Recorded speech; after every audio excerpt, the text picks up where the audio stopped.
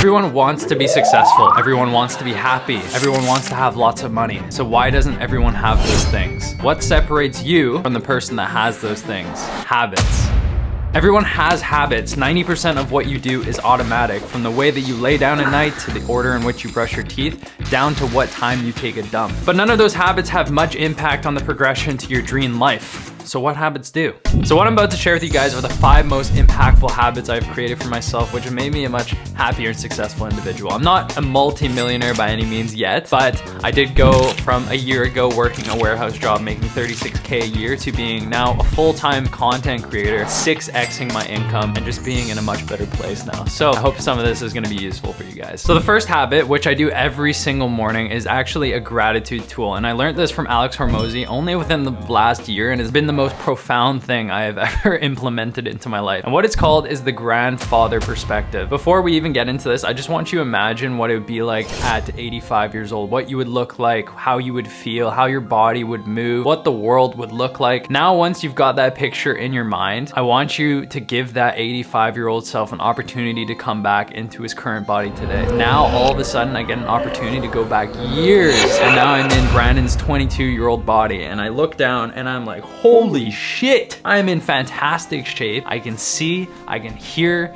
my family, my parents are still alive. Look at the world. There's no flying cars around here. People are still talking to each other. We're not in the metaverse. And you see just that little switch in perspective, all of a sudden you get to experience things a completely different way. Because before, as your 85-year-old self, it was a lack of these things. It was a lack of mobility. It was a lack of health. It was a lack of family. Now all of a sudden you got this abundance of it every single morning, and it just creates a whole different experience and appreciation for the way that things are right now. Now the second habit that I do that has completely changed my life is planning out my day the night before. The way I used to go about my day was like, I'm sure a lot of you guys would be familiar with. There's no structure at all. It would just be, I'd kind of have a vague idea of what I wanted to do for the day. There would be no time restriction. It would just be, okay, I think I need to do this next. And the problem with that is I would end up forgetting some of the important things that I needed to do, or I would end up spending time wasted thinking about what I needed to do next. Now what I do is I just take a few minutes at the end of my workday to plan out my entire day. So this way, the next day, I'm not wasting any brain power trying to make decisions. But the way that I structure it is also very important. I actually put time restriction in, because you guys have all had this experience before. I'll give you guys a story. I remember back in high school, they would allot me an entire month to finish a project, and your boy would wait until the last night to finish the entire project, which I was allotted a month to do. And I would somehow, by God's grace, finish it within a night.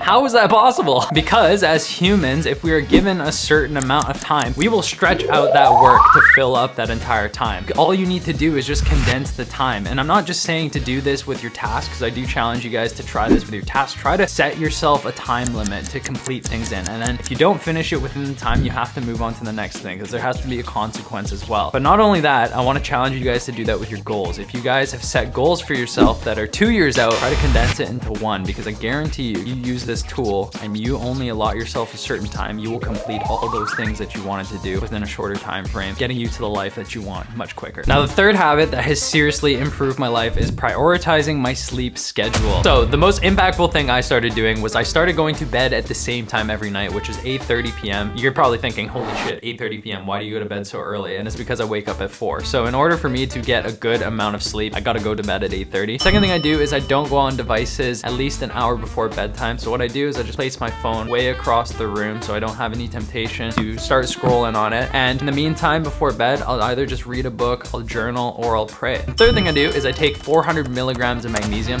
It's actually been proven to improve your sleep quality and help with recovery and things like that. So just getting a solid 7 hours of sleep essentially makes you a superhuman in today's day and age, because everybody is sleep deprived. So you'd essentially have a massive advantage over other people because they're relying on stimulants to operate, in which you would just be relying on your sleep. And then if you want to take stimulants as well, then you're like boom, superpower crazy.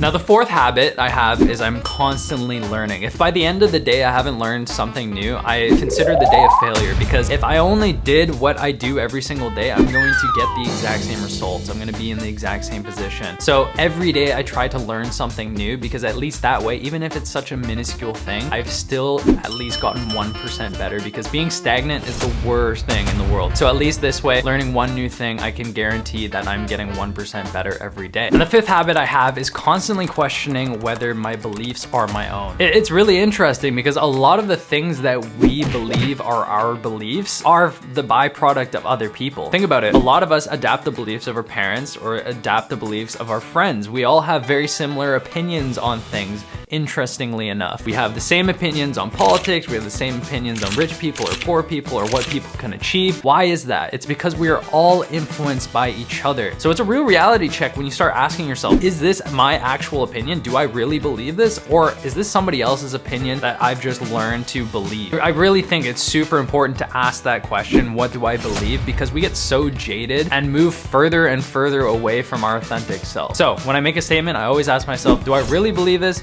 Or is this coming from somewhere else? So guys, I hope you enjoyed today's video. If you found this type of video really beneficial, please let me know in the comment section below, and I'll catch you guys in the next video.